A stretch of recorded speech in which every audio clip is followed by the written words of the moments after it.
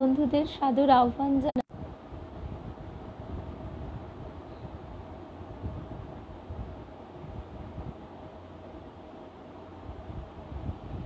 সকল ভক্ত বন্ধুদের সাদর আহ্বান জানাই দিব্যত্রয়ীর পদপ্রান্তে। দিব্যত্রয়ীর পদপ্রান্তে নমি কলুষ হরণে এই শিরোনামে আমরা যে প্রসঙ্গ শুনে থাকি, সেখানে ঠাকুরের কথা, কিভাবে ঠাকুরের কাছে আমাদের গুরুদেব শ্রী শ্রী তারকব্রহ্ম তারাদাস, শ্রীমতী ধীরা বসু, এই সাধক সাধিকাদ্বয় নিজেদের শ্রী রামকৃষ্ণময় জীবনকে আমাদের কৃপা করে ঠাকুরের চরণে টেনে নিয়েছেন, সেই কথাই আমরা মুখ্যত আলোচনা করি। কিভাবে এই যে জীবাত্মার উপর কলুষ আবরণ, কলুষ আবরণ কি? অষ্টপাশ। এই অষ্টপাশই বা কি? কুল, শিল, মান ইত্যাদি, সে প্রসঙ্গে পরে আসছি। এইগুলি কিভাবে আমাদের আবৃত করে রেখেছে এবং সেই আবরণ ভেদ করে ঠাকুরের চরণে কিভাবে পৌঁছানো যায়, এই কৃপা আমরা আমাদের গুরুদেবের কাছে পেয়েছি। সেই প্রসঙ্গই আমরা করে থাকি। কিন্তু আজকে যেহেতু সকাল সকাল লালজির কাছে, শ্রী শ্রী রাধা দামোদর লাল, তার কাছে শ্যামবাজারে তার সান্নিধ্যে অনেকটা সময় থেকে এসেছি, তার প্রসাদ খেয়েছি, সেই জন্য আজকে আমরা তার কথা দিয়েই আজকের যে আমাদের প্রসঙ্গ নমি কলুষ হরণে, সেইটিকে সাজাই। ভক্ত বন্ধুরা সবাই দেখছি একে একে চলে এসেছেন। কাবেরী, কুমকুম, আচ্ছা লক্ষ্মী, অনেকে, শেখরদা মনে হচ্ছে আজকে আছেন।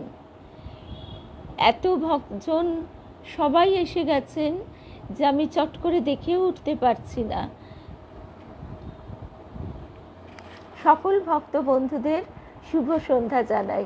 আসলে আজকে মনের ভিতরে যে আনন্দের একটা তিত্তিরে স্রোত বইছে, যাকে আমরা সেই পাহাড়ি ঝর্ণার সঙ্গে তুলনা করতে পারি, সেই স্রোতে আজকে যেন সমস্ত আবর্জনা ভেসে চলে যাচ্ছে। এবং গৌরী মায়ের কাছে আজকে আসার আগে এইটি প্রার্থনা করেছি যে মাগো, তোমার কাছে যখন টেনেই এনেছো, তখন তুমি ঠিক তোমারই আলোকে আমাকে আলোকিত করো।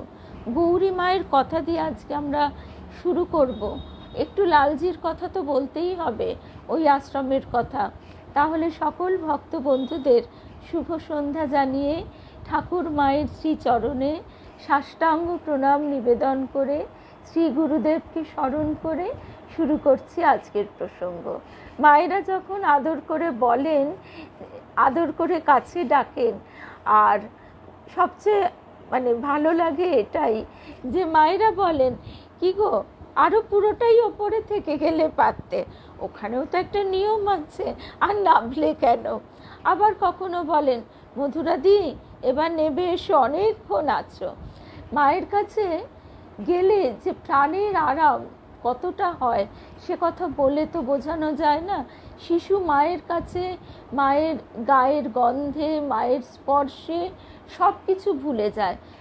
একটি শিশু যখন প্রথম এই পৃথিবীতে ভূমিষ্ঠ হয়, তখন তার পরিচিত কি? কিছুই না। একেবারে পঞ্চ ইন্দ্রিয় যেন তাকে একেবারে গ্রাস করে ফেলে। নানা রকমের সংবেদন, সংকেত তার ভিতরে ঢুকতে থাকে। তার তখন একটা অদ্ভুত অবস্থা। এই অবস্থায় তার আশ্রয় সেই মায়ের হৃদয়ের ধ্বনিটি, হৃৎপিণ্ডের ধ্বনিটি তার চেনা। তাই শত কিছুর মধ্যে মা যখন তাকে কোলে নেয়, সে পরমাশ্রয় লাভ করে।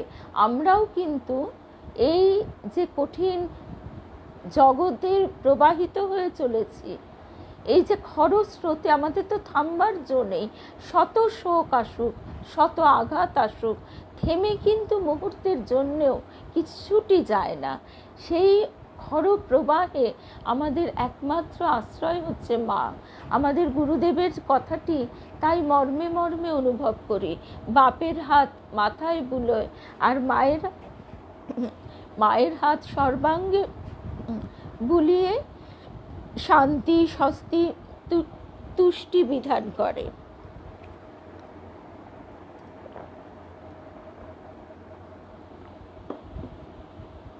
আজকে যখন সকালবেলা 6:30 থেকে উঠে প্রস্তুতি শুরু করেছি, করে তারপর 8টা নাগাদ, ঠিক 8টাতেই বেরিয়েছি, 9টার মধ্যে পৌঁছে গেছি। মেট্রো থেকে নেমে শ্যামবাজারের পথে হাঁটছি, তখনও চারিদিকে সদ্য ঘুম ভাঙা চোখে সবাই দোকান খুলছে, বা লোকে হয়তো যাদের খুব তাড়া অফিস কাছারির, তাদের যাওয়া আসার একটু ব্যস্ততা থাকলেও মোটামুটি ওই পাড়াটিতে তখনও একটা ঘুম ভাঙার পরের যে আলসেমি সেইটি জড়িয়ে আছে। যেতে যেতে ভাবছি যে একদিন এই রাস্তা দিয়ে, তখন হয়তো মাটির বা এমনি রাস্তা ছিল, এই পথ দিয়ে শ্রী শ্রী মা এসেছেন, এই পথ দিয়ে গৌরী মা হেঁটে গেছেন, দুর্গা মা, এই সেদিন ফুল মা। আমাদের এক ভক্ত মহিলা সেদিন বলছেন যে তোমরা কবে এসেছিলে গো? সেদিনকে কাবেরী আর আমি ছিলাম সকালবেলা, কবে এসেছো? তখন আমি বললাম এই তো করোনার পরে। তখন উনি বলছেন, ইস, আর কদিন আগে এলে না, ফুল মাকে দেখলে না? এবং তিনি একটি অদ্ভুত ঘটনা বললেন যে কিভাবে মা তার সন্তানকে রক্ষা করেছেন। এরকম ঘটনা আমাদের গুরুদেব দেবী মায়ের কাছে আমরা অনেক শুনেছি, এবং গুরুদেব দেবী মার কাছ থেকে একেবারে ঠিক সেই জায়গাতেই গুরুদেব আমাকে আবার এনে রেখেছেন। মাঝে একটা সময় আবর্তন গেছে মনোজগতে, বহির্জগতে। এই আবর্তনটি যদি না ঘটতো তাহলে হয়তো নির্মুখটা খসে পড়তো না। এই নির্মুখ বা আবরণ, সেইটি আজকে আমাদের যতক্ষণ না যায় ততক্ষণ তো আমাদের স্বচ্ছ হৃদয় হয় না, আর সেই স্বচ্ছ হৃদয় না হলে তাতে প্রতিবিম্বও পড়ে না। সেই প্রার্থনাই গৌরী মায়ের কাছে আজকে বারবার রেখেছি। তো এই যে আবরণ, এই আবরণ কি? অষ্টপাশ হচ্ছে লজ্জা, ঘৃণা, ভয়। ঠাকুর বলতেন যে লজ্জা, ঘৃণা, ভয় 3 থাকতে নয়, কিন্তু এটির আবার অনেক অপব্যাখ্যা আমরা অনেক সময় করে থাকি। সেই জন্য শ্রী শ্রী মা বারবার বলছেন লজ্জা, ঘৃণা, 3 থাকতে হয়। কারণ আমরা সেই অবস্থায় উত্তীর্ণ হইনি। আমরা যদি এই লজ্জাকে নির্লজ্জ হয়ে যাই তাহলে আমাদের সংযমের বেড়া ভেঙে যাবে। ভয় যদি আমাদের না থাকে তাহলে আমাদের মধ্যে এই ঔদ্ধত্য, অবাধ্যতা, সংযত ভাবের অভাব দেখা যাবে। আর ঘৃণা আছে বলেই আমরা কিন্তু নৈতিকতার পথটা ধরতে পারি। এই 3টি আমাদের একদিকে আবার সহায়ও বটে, কিন্তু এইগুলি পাশ। আমরা সেই স্তরে তো যাইনি। যখন ঠাকুরের ওই কথাটি মনে পড়ছে, হৃদয়ে ছুটতে ছুটতে যাচ্ছে একজন ব্রহ্মজ্ঞ পুরুষ, সেখানে ছিলেন কদিন, তাকে হৃদয় ছুটতে ছুটতে গিয়ে বলছে, আমাকে বলে যান যে ব্রহ্ম জ্ঞান কাকে বলে, কিভাবে আমার ব্রহ্ম জ্ঞান হবে? তিনি কোনো উত্তর না দিয়ে হনন করে চলে যাচ্ছেন। তারপর হৃদয় যখন নাছোড়বান্দা, তখন তিনি দাঁড়িয়ে পিছন ফিরে শুধু একটি কথা বললেন, যেদিন গঙ্গার জল আর নর্দমার জল এক বোধ হবে। তো সেসব অবস্থা আমাদের পৌঁছানো তো এ জন্মে সম্ভবই নয়, আর সেটা অনেক পরের কথা। সেটা নিয়ে আলোচনা না করে, এটাও আমাদের একটা ভুল যে আমরা নিজেদের গঠন করার কথা না ভেবে অনেক সময় উচ্চ তত্ত্ব নিয়ে আলোচনা করতে যাই, যার জন্য সেটা আলোচনাতেই থেকে যায়, প্রত্যক্ষ অনুভূতির স্পর্শে পৌঁছয় না। তা ঠাকুর যেটি বলছেন সেই কথাতে একটু আসি। এই অষ্টপাশ হচ্ছে লজ্জা, ঘৃণা, ভয়, জাতি, কুল, শীল, শোক এবং জুগুপ্সা। এখানে অষ্টপাশগুলি একটু বুঝে নেওয়া যেতে পারে। লজ্জা কি? নিজের দুর্বলতা বা ত্রুটি সম্পর্কে অনুভূতির কারণে অন্য মানুষের সামনে নিজেকে প্রকাশ করতে না পারা। আত্ম অস্বচ্ছতা, মানুষ চট করে নিজের ত্রুটি, নিজের দোষটা নিজের কাছেই কিন্তু স্বীকার করতে পারে না। এটা যতটা আমরা আমাদের মনকে নিরীক্ষণ করব, ততই এটা দেখতে পাবো, বুঝতে পারবো। আমার গুরুদেব আমাকে একটি কথা বলেছিলেন, গুরুর কাছে অকপট হবি। অর্থাৎ নিজের ভিতরের কি হচ্ছে সেটা আমরাই সবচেয়ে বেশি জানি, অথবা অনেক সময় আমরা বুঝতে পারি না। তার কারণ মন বিশেষ ছলনাময়ী। মন আমাদের এই সমাচ্ছন্ন একটি ভাবের আবরণে ঢেকে রাখতে চায়। তো সেই কারণে তার চরণে নিজেকে সম্পূর্ণ দিয়ে দেবার ঐকান্তিক ইচ্ছা যদি জাগে, তাহলে সেই প্রার্থনা আমরা যদি করি, তাহলে তিনি আস্তে আস্তে আমাদের কখনো আঘাত দিয়ে, কখনো বা এমন কোনো অবস্থার মধ্যে দিয়ে নিয়ে গিয়ে শোক, দুঃখ, তাপ আমাদের গঠন করে নেন। ঘৃণা, কোনো ব্যক্তি বা বস্তুকে অপছন্দ করার অনুভূতি। আমাদের এই যে সমদর্শী ভালোবাসা, এটি তো নেই।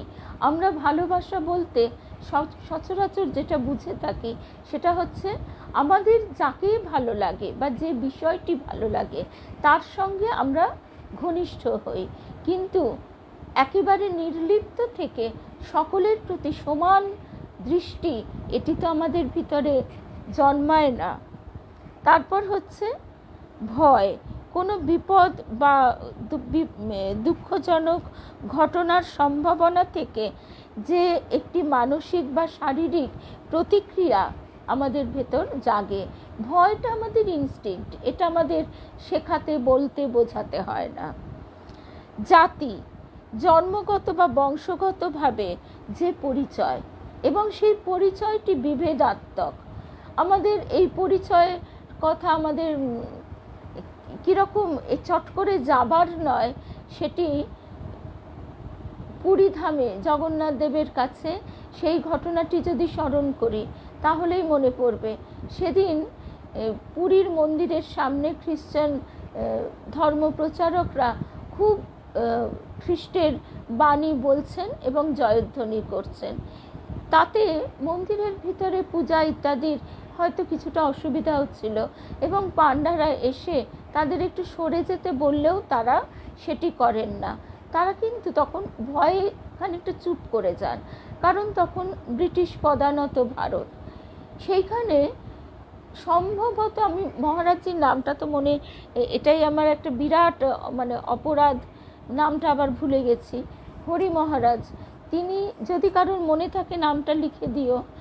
তিনি বলছেন, এসে সঙ্গে সঙ্গে খুব উচ্চস্বরে হরিধ্বনি দেন, এবং তখন মন্দিরের পাণ্ডারাও তাতে উৎসাহিত হয়ে তারাও এসে তাতে যোগ দেয়, এবং ক্রমে ক্রমে তাদের জয়ধ্বনিতে খ্রিস্টান যে প্রচারক ছিলেন তারা আস্তে আস্তে স্তিমিত হয়ে সরে যান। রাত্রিবেলা মহারাজ যেই স্বপ্ন দেখছেন যে স্বয়ং ঠাকুর এসে বলছেন, হ্যাঁ রে, তুই ওদের ওরকম করলি কেন? ওরা তো আমার কথাই বলছিল। এবং শুধু তাই নয়, তিনি বলেন তাদের কাছে গিয়ে ক্ষমা প্রার্থনা করতে। সারা রাত তিনি ছটফট করতে থাকেন। পরদিন সকালবেলা তাদের কাছে গিয়ে খুঁজে পৌঁছে তিনি ক্ষমা প্রার্থনা করে আসেন। অর্থাৎ এই যে বিভেদ, জাতিগত বিভেদ, এটা আমাদের ভিতরে এতটাই গভীর। তারপর হচ্ছে কুল, কোনো বংশ বা পরিবারের প্রতি অনুগত হওয়ার প্রবণতা। শুধু অনুগত নয়, এই কোন বংশে আমাদের জন্ম, কোন বংশে আমাদের বিবাহ ইত্যাদি নিয়ে আমাদের রীতিমতো একটা অহংকার, গর্বও থাকে। আমরা সেই বংশের প্রশংসা করতে সদাই উন্মুখ থাকি, সেখানকার দোষগুলি চাপা দিয়ে। এই যে ভাবটি। তারপর হচ্ছে শীল, নৈতিকতা বা ভালো কাজের প্রতি অনুগত থাকা। ঠাকুর বলছেন যে মা, এই নাও তোমার পাপ, এই নাও তোমার পুণ্য। অর্থাৎ সেই অবস্থাটার পৌঁছানো কিন্তু আবারও সে প্রথমবারের মতনই আবারও আমাদের বুঝতে হবে এটা চূড়ান্ত অবস্থা। প্রাথমিক অবস্থায় শীল, যেখানে বুদ্ধদেব পঞ্চশীলের কথা বলছেন, সেইটি আমাদের অবশ্যই মেনে চলা কর্তব্য। শোক, দুঃখ, কষ্টের যে অনুভূতি, আর যুগুপ্সা বা জন্ম মরণের চক্র, পুনরায় জন্মগ্রহণ করা বাসনা থেকে আমাদের সেই জন্ম মরণের যে বীজটি অঙ্কুরিত হয়, তার ভিতরে চক্রাকারে আবর্তিত হওয়া। এই অষ্টপাশ আমাদের আবরণ, এইগুলি ভেদ করে আমরা যেতে পারি না। ঠাকুরের ওই গল্পটির কথা আমাদের সবার জানা আছে যে এক পথিক, তিনি জঙ্গলের মধ্যে দিয়ে চলেছেন, 3টি ডাকাত তাকে আক্রমণ করলো। তার মধ্যে একজন তাকে একেবারে মেরে ধরে কেটে কুটে নেবার চেষ্টা করলে, কিন্তু মেরে ফেলতে যখন গেলেন তখন আরেকজন সে বললে যে থাক, ওকে বেঁধে রেখে দাও, মেরো না। তাকে বেঁধে রেখে 3 জনে এগিয়ে চলেছে। কিছুক্ষণ পরে আরেকজন ফিরে এসে বললে, পথিকের হাতের বন্ধন, পায়ের বন্ধন, দড়ি দড়া খুলে দিয়ে যে শোনো, তোমাকে আমি পথ দেখিয়ে দিচ্ছি, তুমি চলো, বলে তাকে নিয়ে অনেক দূর পথ এগিয়ে তারপর বন পার করে দেখিয়ে দিলেন, ওই দেখো, ওই তোমার বাড়ি দেখা যাচ্ছে, যাও। তখন সে বলছে পথিক যে তুমিও চলো, তুমি আমার প্রাণ বাঁচালে। তখন বলে না, আমার যাবার জো নেই। এটি হচ্ছে সত্য রজ তম গুণের উপমা। অর্থাৎ তমগুণ আমাদের একেবারে ধ্বংস করে দেয়, রজগুণ আমাদের নাম, যশ, খ্যাতি, অর্থ, প্রতিপত্তি ইত্যাদির দ্বারা বন্ধনে বেঁধে রাখে, আর সত্যগুণ সেটি আমাদের এগিয়ে নিয়ে চলে। কিন্তু অনেকটা পথ আমাদের অতিক্রম করিয়ে দেবার পর ওইটাই তার কাজ, সে কিন্তু আমাদের শেষ অবধি পৌঁছতে পারে না। সেখানটুকু যে কি সেটা আবার বলাও যায় না। তো আগে আমরা সত্যগুণ অবধি পৌঁছই, তার হাত ধরে পথ অতিক্রম করি, তারপরের কথা পরে। এখানে কথামৃত থেকে একটু ছোট্টখানি অংশ যদি শুনি, তাহলে দেখা যাচ্ছে ঠাকুর কি বলছেন। ঠাকুর বলছেন, অবতার ইচ্ছা করে নিজের চোখে কাপড় বাঁধে। শ্রী শ্রী রামকৃষ্ণ কথামৃত 5ম খণ্ড থেকে এই অংশটি। অবতার ইচ্ছা করে নিজের চোখে কাপড় বাঁধে। যেমন দেখো না, ছেলেরা কানামাছি খেলে, কিন্তু মা ডাকলেই হলো, খেলা ফেলে অমনি দৌড়। জীবের আলাদা কথা, যে কাপড়ে চোখ বাঁধা, সেই কাপড়ের পিঠে 8টা ইস্কুরূপ দিয়ে বাঁধা। ইস্কুরূপ দিয়ে বাঁধা অষ্টপাশ, লজ্জা, ঘৃণা, ভয়, জাতি, কুল, শীল, শোক, যুগুপ্সা, ওই অষ্টপাশ গুরু না খুলে দিলে হয় না। বেলঘরের ভক্তকে ঠাকুর বলছেন, ব্যাকুল হয়ে আরজি করো, ঠিক ভক্তের লক্ষণ বেলঘরের ভক্তের মধ্যে দেখা যাচ্ছে। বেলঘরের ভক্তটি বলছে, আপনি আমাদের কৃপা করুন। এই যে কথাটি, বেলঘরের ভক্তের মধ্যে যেহেতু ভক্তের লক্ষণ দেখা গেছে, তাই ঠাকুর তাকে পথ দেখিয়ে দিচ্ছেন। ব্যাকুল হয়ে আরজি করো, তার কাছেই বলো। ঠাকুর যখন ঠাকুরকে বেলঘরের ভক্তটি বলছে আপনি আমাদের কৃপা করুন, তখন ঠাকুর বলছেন সকলের ভিতরেই তিনি রয়েছেন, তবে কি না গ্যাস কোম্পানিতে আরজি করতে হয়। আরজি করো, তোমার ঘরের সঙ্গে যোগ হয়ে যাবে। ব্যাকুল হয়ে আরজি করতে হয়। এমনি আছে তিন টান একসঙ্গে হলে ঈশ্বর দর্শন হয়। সন্তানের উপর মায়ের টান, সতী স্ত্রীর স্বামীর উপর টান, আর বিষয়ীর বিষয়ের উপর টান। গুরুর উপদেশ শুনে স্থির হয়ে থাকে যে ঠিক ভক্ত। বেহুলার গানের কাছে জাতসাপ স্থির হয়ে শুনে, কিন্তু কেউটে নয়। আরেকটি লক্ষণ আছে, ঠিক ঠিক ভক্তের ধারণা শক্তি হয়, শুধু কাঁচের উপর ছবি পড়ে না, কালি মাখানো কাঁচের উপর ছবি উঠে, যেমন ফটোগ্রাফ। অর্থাৎ সেই ভক্তিরূপ কালিটি তোমাকে মাখাতে হবে। আবার সেই ভক্তিরূপ কালি কখনোই ময়লা কাঁচের উপর লাগানো যাবে না। ময়লা কাঁচের উপর কালি লাগালেও কালি লাগবেও না এবং ফটোগ্রাফও উঠবে না। তো এইভাবে ঠাকুর বুঝিয়ে বুঝিয়ে আমাদের শিক্ষাটি দিচ্ছেন। এবারে লালজির কথায় আসি। গতকাল আমাদের খড়গপুরের সোমা এবং সোমার মা আমাদের ভক্ত বন্ধু মিনুদি আর আরেক ভক্ত বন্ধু স্বপ্নাদি, সোমার বোনের শাশুড়ি মা তিনি, এই তিনজন বন্ধু মিলে এসেছিলেন লালজির কাছে। আজকেও মায়েরা আমাকে বলছেন, তোমার সব বন্ধুরা এসেছিল কত দূর থেকে, খড়গপুর থেকে। আমি বললাম যে মা বলো তো কীরকম গরম, আর কালকে সকাল থেকে আবহাওয়া একেবারে বদলে গেছে। সকাল থেকে ওদের কথা ভাবছি। সোমা সচরাচর ট্রেনেই আসে, কিন্তু যেহেতু এবার তারা বয়স্ক মানুষ, তাদের নিয়ে আসবেন, সেই জন্য গাড়ির ব্যবস্থা করেছে। এখন সাধারণভাবে রোজ রোজ এত টাকা খরচা করে খড়গপুর থেকে গাড়িতে আসা যায় না, কিন্তু কালকে ওদের সমস্ত প্রোগ্রামটি সুচারুভাবে সম্পন্ন হয়েছে। লালজির কাছে 8:30টার মধ্যে পৌঁছে গেছে। গাছের কাঁঠাল এনে দিয়েছে মায়েরা, আজকেও সেই কথা বলছেন। তারপর লালজির দর্শন, লালজির পূজা, আরতি সব দেখে প্রসাদ পেয়ে তারপর তারা গেছেন মায়ের কাছে। আজকে আমাকে মা জিজ্ঞেস করছেন, হ্যাঁ গো তুমি জানো ওরা বলছিল দেরি হয়ে যাবে, মায়ের কাছে প্রসাদ পাবে কি পাবে না। আমি বললাম না মা, মায়ের বাড়িতে উদ্বোধনে ওরা কুপন পেয়ে গেছে, প্রসাদও পেয়েছে। তারপর ওরা কুপন নিয়ে কাশীপুরে গেছে। কাশীপুরে ঠাকুর মাকে দর্শন করে আবার উদ্বোধনে ফিরে প্রসাদ পেয়ে 3:30-র মধ্যে সব বাড়ি ফিরে গেছে। এই যে আনন্দ এবং সেই রেশটুকু বুকের মধ্যে বেজে চলেছে, এই আনন্দ স্বরূপ তিনি। আমরা যখন এর আগে পন্ডিচেরির মায়ের কথা শুনেছি, তখন একটা জায়গায় পন্ডিচেরির মা খুব সুন্দরভাবে বলছেন যে এই পার্থিব ক্ষেত্রেও যখন প্রথম প্রেমের শিশির বিন্দুটি পড়ে, তখন তা এমনই সুন্দর, শুভ্র, স্বচ্ছ থাকে, কিন্তু তারপর খর তাপে, চারিদিকের তাপ এবং প্রভাবে সেটি শুকিয়ে যায়।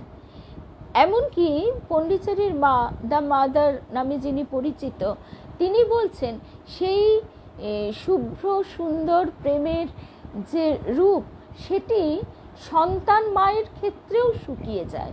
কেন? কারণ সন্তানটি যখন যত বড় হতে থাকে, তার প্রতি মায়ের কিছু কিছু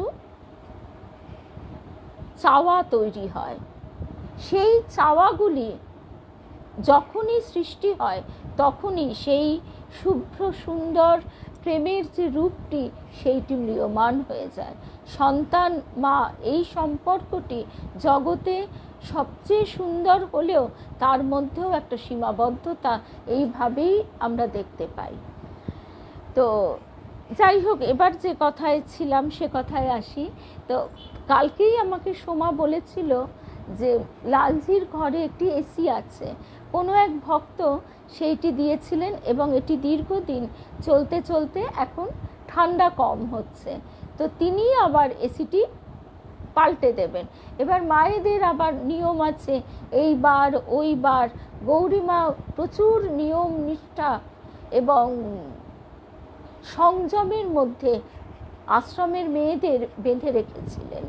কারণ এই সংযমের বন্ধন যদি না থাকে তাহলে এই এতগুলি মেয়েকে রক্ষা করা সম্ভব না। গৌরী মায়ের এই কথাটি অপূর্ব। ফিক্সড ডিপোজিট সবাই আমরা খুব সযত্নে রাখি, সন্তানের জন্যে গচ্ছিত রেখে যাই। সেই জায়গায় মায়ের কথাটা কি অদ্ভুত, যে তোমাদের ফিক্সড ডিপোজিট রইল আমার জব। মা আশ্রমের জন্যে, আশ্রমের মেয়েদের জন্যে জব করছেন, সেইটি বলছেন ফিক্সড ডিপোজিট। এইটি তোমাদের রক্ষা করবে এবং তোমরা যতদিন সংযত জীবনের মধ্যে দিয়ে থাকবে, সংযম এবং লালজির সেবায় নিজেদের উৎসর্গ করে রাখবে, ততদিন তোমাদের কোনো দিন কোনো অভাব স্পর্শ করতে পারবে না। মায়েরা তাই আজও বলেন যে আমাদের সত্যিই চলে যায় অনাড়ম্বরভাবে, আমাদের জমেও না, আবার দিন চলছে না এমনও হয় না। আজকে সেই যেহেতু এসি ইনস্টল করা হবে, সেই জন্য গিয়ে দেখি অন্য সব মূর্তি সরানো হয়েছে, মা লক্ষ্মী বা লালজির পিছনে যে চালচিত্র আছে। শুধু লালজি, আজকে শাড়িও সেইভাবে বিশেষ সুন্দর করে যেরকমভাবে অন্য দিন তাকে পরানো হয় সেসব কিছুই নেই। লালজি বসে আছেন আর মায়েরা খুব ব্যস্ত, কারণ আজকে তাড়াতাড়ি ভোগ হবে, তাড়াতাড়ি ভোগ উঠবে, তারপর ঘর মুছে আবার এসি ইনস্টল হয়ে যাবার পর আবার নতুন করে সেই ঘর পরিষ্কার করতে হবে। আর সবচেয়ে মজার কথা, আমার হাজব্যান্ডকেও এসে যে গল্পটা করছিলাম সেটি হচ্ছে, মায়েরা যখন ভোগ দিচ্ছেন কিছুটা সময়, তখন ওই ভোগ নিয়ে যাওয়া ইত্যাদি সময় আমাদের একটু সরে যেতে হয়। তা ওইখানেই একটা সাইডে, যারা গেছে তারা সবাই জানে, ওখানে পাশে চেয়ারে বসে আছি। এবার চেয়ারে বসে বসে ওইখানেই জাস্ট একটু আড়াল, এবারে মায়েদের কথাগুলি শুনছি। তাই আমার হাজব্যান্ডকে গল্প করছিলাম যে কেউ যদি প্রথম সেখানে যায়, প্রথম সেখানকার কথা শোনে, কেউ বুঝতেই পারবে না এটি একটি আশ্রম, এটি একটি মন্দির, বা এখানে কে বিদেহ আর কে দেহধারী। আমরা এতটাই দেহ সর্বস্ব যে আমরা এই ভাবের উচ্চতা বা গভীরতাটা অনুভবই করতে পারি না। এবার মায়েদের মধ্যে কিচিরমিচির হচ্ছে কি, একজন মা বলছেন তোকে দিয়ে কিচ্ছু হবে না, তুই রান্না করতে এত দেরি করলি, তুই জানিস আজকে তারা। তখন বলছে আরে বাবা, তখন কখন আমি তোদের ভোগের জন্য ডেকেছি, তোরাই আসিসনি। এই রকম হচ্ছে হাসি কথাবার্তার মধ্যে দিয়ে। তখন একজন মা বলছেন আজকে গৌরীমার খুব আনন্দ, লালজি নিচে নামছেন, আজকে লালজি আর গৌরীমা দুপুর থেকে থাকবেন একসঙ্গে। আচ্ছা, তারপরে আবার একজন মা বলছেন কিরে গদুর ভোগটা তুললি না, গদুর ভোগটা তোল, জানিস তো গৌরীমাকে এমনি দিলে খাবেই না, খাবেই না, গদুর ভোগ নিয়ে গিয়ে, লালজির ভোগ নিয়ে গিয়ে তবে গৌরীমাকে দে। এই যে টুকরো টুকরো কথা ভেসে আসছে, তাতে কারোর বোধেই আসবে না যে কে বিদেহে আর কে দেহে আছেন। তা এতটাই সেখানে অন্তরঙ্গতা, এতটাই অন্দরমহলের ভাব সেখানে। আমার গুরুদেব আমাকে একটি কথা বলেছিলেন, আমি জিজ্ঞেস করেছিলাম গুরুদেব আমি তো পুজো করতে জানি না। গুরুদেব বলেছিলেন ভালোবেসে যা করবি তাই পূজা। এই যে আরেকটা কথা আমার হাজব্যান্ডই সেদিন জিজ্ঞেস করছিল, ভোগ নিবেদন করে দরজা খোলা থাকে না? হ্যাঁ, এবং শুধু খোলা থাকে না, মায়েরা বসে বসে খাওয়ান। আর যেরকম সংসারে কাউকে খেতে দিয়ে সামনে বসে, লোকে দাঁড়িয়ে থাকে বা বসে, দেখে কোনটা লাগবে কোনটা লাগবে না, বা তার সঙ্গে দুটো কথা বলে। এটাই ঠিক এই রকমভাবে এখানে লালজিকে বা সবাইকে ভোগ নিবেদন করা হয়। এমনকি যে ভক্তরাও গেলে তাদেরও মায়েরা বলেন তোমরা যদি গান জানো, লালজিকে একটু গান শোনাও না। লালজি গান শুনতে বড্ড ভালোবাসে, জানো তো, একটু খেতে ভালোবাসে, সাজতে ভালোবাসে, আর গান শুনতে ভালোবাসে। আবার গানেরও আবার বলে দিয়েছেন কোন গানটা ওনার প্রিয়, সেটাও কমলা মায়ের কাছে লালজির আবদার করে বলা আছে। সজনী সজনী রাধিকালো দেখো আবহু চাহিয়া। এই সব গান মানে ভাবের গানগুলি, লালজির ভাব ভক্তির যে গান, সেইগুলি লালজির বড় প্রিয়। তো তারপরে এবার একজন মা আমাকে বলছেন, এই তুমি তো এখানে বসে আছো, একটু বসে থাকো তো, আসছি চট করে, কেউ যেন না ঢোকে। এই কথা আমাকে কেউ একদিন বলেছিল। মায়েরা কখনো লালজিকে একা রাখেন না। সেই যে সকাল থেকে লালজির সেবা শুরু হয়, সব সময় কোনো না কোনো একজন মা অন্তত পক্ষে লালজির কাজটিতে রয়েছেন। কখনো গীতা পড়ে শোনাচ্ছেন, কখনো ভাগবত পড়ে শোনাচ্ছেন, গান শোনাচ্ছেন। একদিন বৃন্দামা হেসে বলছেন, দেখো তো আমি তো গান গাইতে পারি না, তাই ফোনেই চালিয়ে দিয়েছি পদাবলী কীর্তন। তো এইভাবে বাড়ির কর্তা, যেন আসলে বাড়ির কর্তা তিনি জগতের কর্তা, জগতের নাথ, এই যে বোধটি একমাত্র তিনিই পুরুষ আর সব প্রকৃতির অন্তর্গত। এই জীবাত্মার উপর যে আবরণটি, সেই আবরণটি কারুর নারীর, কারুর পুরুষের, এবং সেইটি কেন? সৃষ্টি রক্ষার জন্য। এইটি বোধে বোধ তার কৃপা ব্যতীত কখনোই হয় না। আর এই মায়েদের দেখতে দেখতে আরেকটি কথাও মনে পড়ে, শ্রী শ্রী মা আশীর্বাদ করে বলতেন, ফুলের মতো হও। তো নিবেদিতা একদিন অবাক হয়ে, আসলে ভাষার যে প্রত্যেকটি ভাষার মধ্যে কিছু এমন একটা টুইস্ট থাকে বা প্রকাশভঙ্গি থাকে, যেটা সবসময় অন্য ভাষা থেকে বোঝা যায় না, যে কারণে অনুবাদ করতে গেলে আক্ষরিক অনুবাদ ঠিক আমাদের সেই রসটা দিতে পারে না। তো এই ফুলের মতো হও, এর কথাটার ঠিক গভীর অর্থ নিবেদিতার কাছে এইভাবেই মা পরিস্ফুট করে দিয়েছিলেন, যে দেখো তার সৃষ্টিতে ফুলটি ফোটে, আর সেই ফুলটি যদি দেবসেবায় লাগে তবেই তার জন্ম সার্থক। কোনো ফুল হয়তো ভোগীর ঘরে একদম পিষে গেল, একদম ফুলসজ্জার খাটে দলামচা হয়ে গেল, ভোগী মানে বাইজিদের কাছে সেখানে একেবারে দলিত হয়ে গেল, তার কোনো মূল্যই রইল না। আবার যে হয়তো একটু শিল্পী মনের, সে সেই ফুলটির সৌন্দর্য দেখে মুগ্ধ হলো। আবার যে ব্যবসায়ী, সে সেটির কেনা বেচা নিয়েই ব্যস্ত রইল। কিন্তু যদি ফুলটি দেবসেবায় লাগে তবেই তো তার সার্থকতা। তেমনি আমরাও যেন সেই তার চরণে সচন্দন পুষ্প নিবেদন করি। আমাদের গুরুদেব বলতেন, একটি ফুলেই পূজা হয়ে যায়, মন পুষ্প। সেই মন পুষ্পটিকে আগে তৈরি করো, সেইটি তার চরণে নিবেদন করো।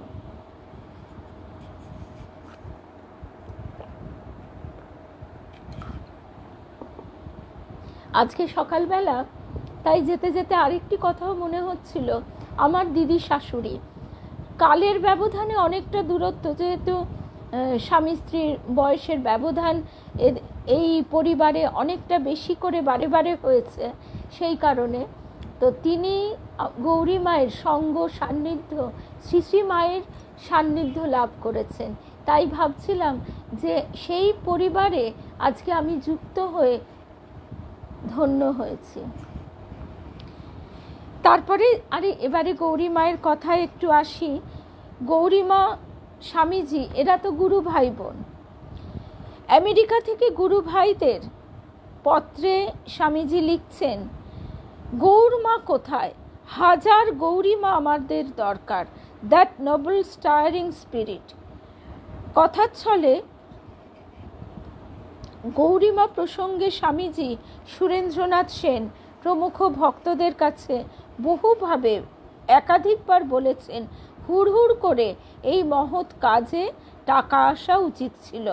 তখন বললুম গৌরমাকে, চলো আমার সঙ্গে আমেরিকায়। ওরাও বুঝতো আমাদের দেশেও কেমন মেয়ে জন্মায়, একবার ঘুরে এলে টাকার কত সুবিধে হতো। তা উনি গেলেন না।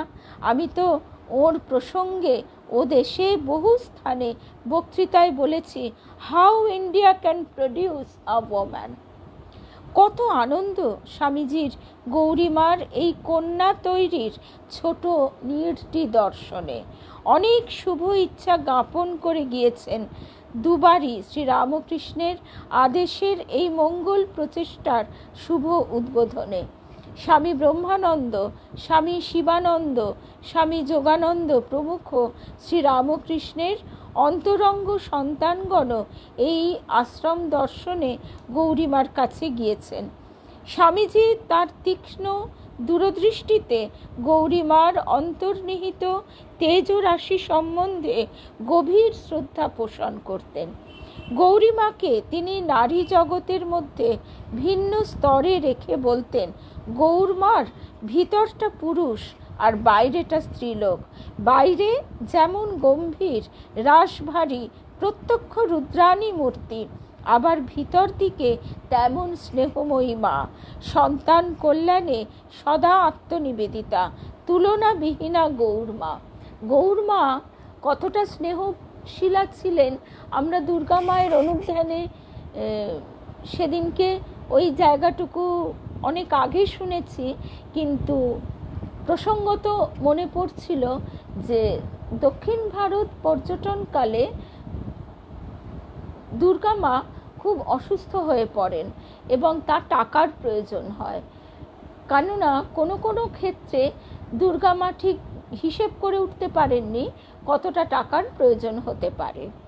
তো তিনি যখন গৌরীমাকে টাকার জন্য তার করেন, তখন গৌরীমা তার কাছে যতটা টাকা ছিল, 200 টাকা চেয়েছিলেন দুর্গামা। গৌরীমা কোনো হিসেব নিকেশই করেননি। তার বাক্সে 500 টাকা ছিল। তখনকার দিনে 500 টাকার মূল্য কতটা মানে সবাই আমরা বুঝতে পারি। সেই পুরো টাকাটা নিয়ে গিয়ে তিনি পোস্ট অফিসে পাঠাবার ব্যবস্থা করছেন। তখন পোস্ট অফিসের অফিসার বলছেন যে উনি তো 200 টাকা চেয়েছেন, আপনি 500 টাকা দিচ্ছেন কেন? গৌরীমা বলছেন, আমার মেয়ে ওখানে বিপদে পড়েছে, যা যা প্রয়োজন হচ্ছে তার থেকে বেশি আমার কাছে যা আছে সব পাঠিয়ে দাও। তো এই গৌরী মায়ের স্নেহপরায়ণ মনোভাব। তারপর দুর্গা মা অমরনাথ দর্শন করতে চেয়েছিলেন, কিন্তু গৌরীমা আদেশ দেননি। গৌরীমা বলেছিলেন যে না, তুমি ফিরে এসো, তোমার শিবজি দর্শন ঘরে বসেই হবে। আসলে দুর্গা মা ছিলেন একেবারে শৈশবকাল থেকেই ডায়াবেটিসে আক্রান্ত, সুতরাং তার পক্ষে এই এত ধকল সামলানো সহজ কথা ছিল না। তারপর কন্যাদের নিয়ে গৌরীমা যখন বসতেন কত রকমের গল্প করতেন। তার হিমালয় ভ্রমণ কাহিনীর কত কথা যে বলতেন তার শেষ ছিল না।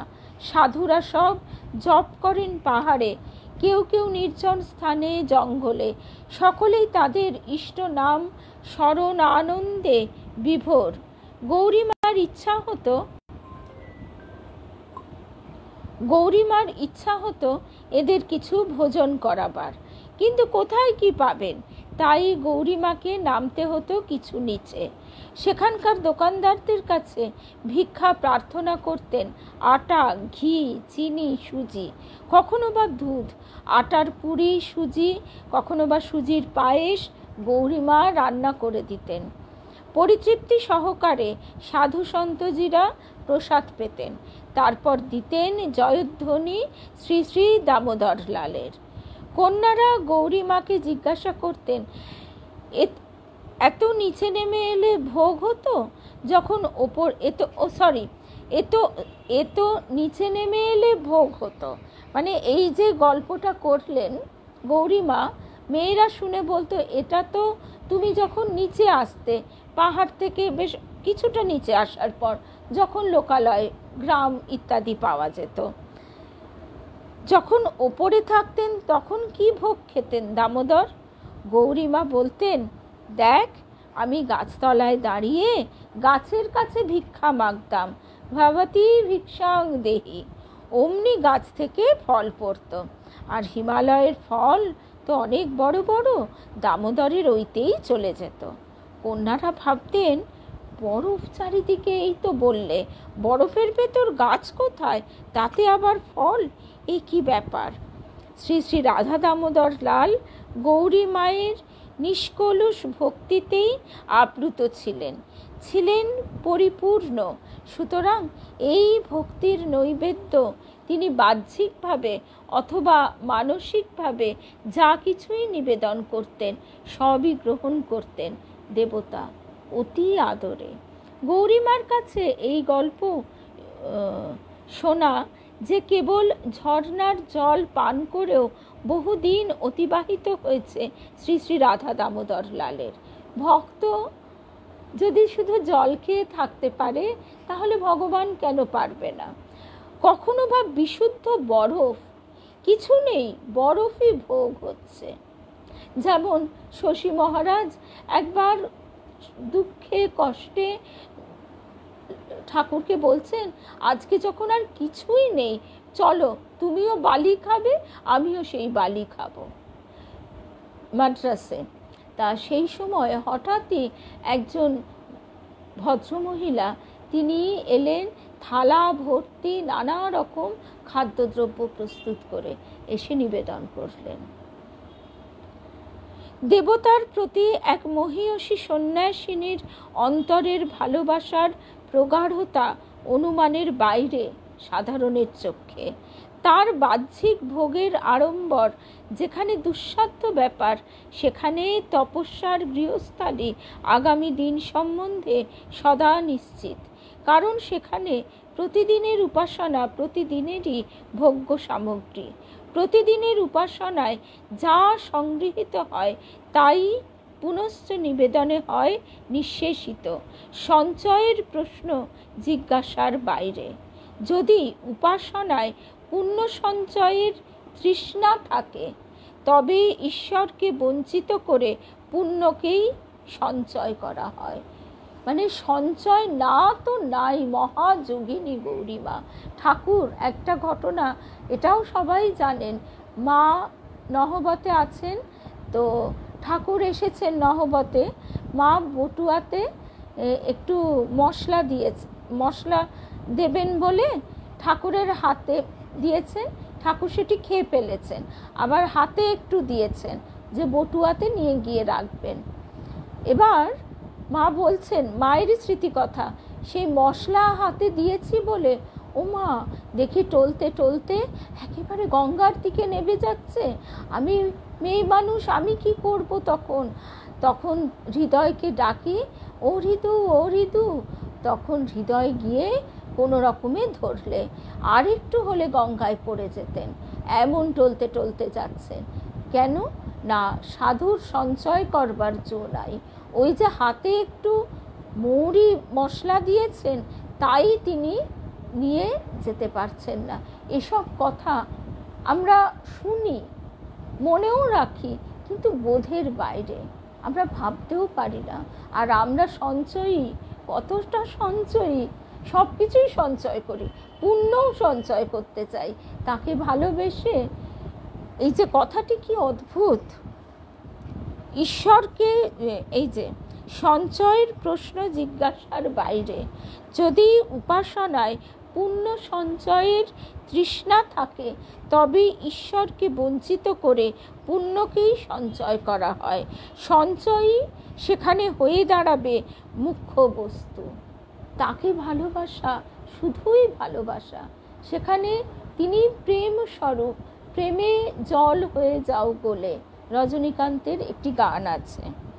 এবং সেই জল হয়ে গেলে ভক্ত ভগবান উভয়ই মিশে যায়। ঈশ্বর তার বহুধা শক্তি যোগে বিচিত্র উপায়ে বিচিত্র উপাসনার দ্বারা কেবল আপন সম্পূর্ণতার মধ্যেই উৎপাটিত করে গ্রহণ করে চলেছেন তার নিজস্ব প্রাপ্তির সামগ্রী। সাধন জগতে সাধক সাধিকার প্রাত্যহিক সামাজিকতা অথবা লৌকিকতার রূপই এই রূপ। প্রকৃত সাধকের অবস্থা মুন্ডক উপনিষদে পাওয়া যায়। সে কথায় পরে আসছি। এখানেও মায়েরা আজও বলেন যে আমাদের সঞ্চয়ও হয় না, কিন্তু আমাদের অসুবিধেও হয় না, ঠিক কীভাবে যে চলে যায় তা আমরা নিজেরাই অবাক হয়ে যাই। গৌরীমা বলে গেছেন কোনো কিছু রাখবে না, সব ভক্তদের দিয়ে দেবে। মুণ্ডকোপনিষদে বলা হয়, দুটি সমান স্বভাব এবং সখ্য ভাবাপন্ন পক্ষী অর্থাৎ জীবাত্মা এবং পরমাত্মা একই বৃক্ষে অবস্থান করছেন। তন্মধ্যে জীবাত্মা মিষ্ট ফল অর্থাৎ কর্মফল ভোগ করেন এবং অপরটি পরমাত্মা অনাসক্ত চিত্তে ফল ভোগ না করে কেবল দর্শন করেন। আমরাও যখন এই যে সুখ দুঃখের ঢেউয়ে আমরা দোলায়িত হই এবং আমরা প্রত্যেকে নানা রকম অভিজ্ঞতার মধ্যে দিয়ে, সংসার তো শিক্ষাক্ষেত্র, আমাদের গুরুদেব এই কথাটি বারবার বলতেন, সংসার ভোগ ক্ষেত্র, শিক্ষাক্ষেত্র। এখানে আমরা বিভিন্ন ঘটনার মধ্যে দিয়ে আবর্তিত হতে হতে শিক্ষা লাভ করি এবং তারপর যখন আমরা ফিরে দেখি তখন আমরা বুঝতে পারি যে এই ঘটনাগুলি কিভাবে আমাদের রূপান্তর ঘটিয়েছে এবং এইটি আমরা অনুশীলনও করতে পারি। বর্তমানেও যখন আমরা কোনো কিছুর সঙ্গে, আমাদের প্রত্যেকের জীবনে কিছু না কিছু সমস্যা আসে, আমরা গীতায় পড়ি তো যে সবই ঘটে রয়েছে, তুমি তোমার ঠিক বর্তমানের কাজটি করে চলো, ফলের আশা না করে। ঠিক আমরাও যদি ওইভাবে তখন সেটি প্র্যাকটিস করি তাহলে আমরা টেনশান, দুশ্চিন্তা, অন্তত এগুলি থেকে দেখব কতটা মুক্ত হয়ে গেছি। অন্তত কিছুক্ষণের জন্য, এটা হয়তো সাময়িক হবে, তারপর আবার আমাদের দুশ্চিন্তা গ্রাস করবে, আবার টেনশন আসবে ইত্যাদি, কিন্তু আবারও আমরা সেই ভাবটির অনুশীলন করতে থাকব।